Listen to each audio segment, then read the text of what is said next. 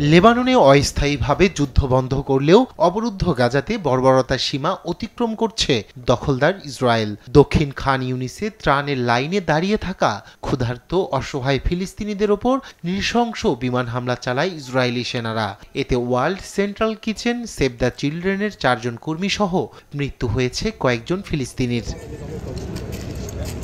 অন্যদিকে উত্তর গাজার জাবালিয়া শরণার্থী শিবিরে ভয়াবহ এক বিমান হামলা চালিয়েছে ইসরায়েলি বাহিনী। এতে প্রাণ হারিয়েছেন বহু মানুষ আর আহত হয়েছেন প্রায় অর্ধশত ফিলিস্তিনি। এ নিয়ে 24 ঘন্টায় ইসরায়েলের হামলায় উপত্যকাটিতে মারা গেছেন অনেকে।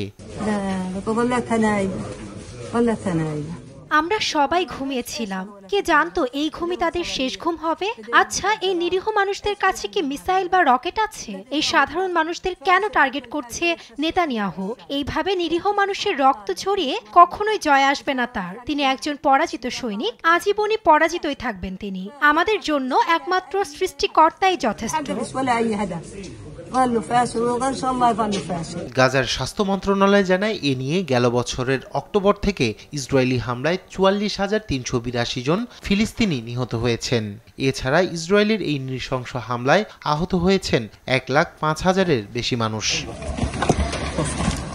চলমান উত্তেজনার মধ্যেই গাজায় যুদ্ধবিরতির প্রস্তাব নিয়ে আলোচনা করতে মিশরের কায়রোতে অবস্থান করছে হামাসের একটি প্রতিনিধি দল। প্রস্তাবে যুদ্ধবিরতির সময় 20 থেকে 30 দিন হতে পারে বলে জানা গেছে। এই সময়ের মধ্যে ইসরায়েল ও হামাস জিম্মি বিনিময় করবে বলে ধারণা করছেন আন্তর্জাতিক বিশ্লেষকরা।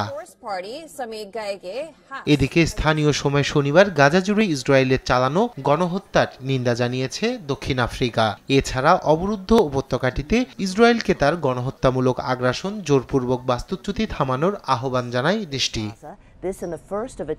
রায়হান কবির শুভ্র, নিউজ ডেস্ক, দেশ টিভি।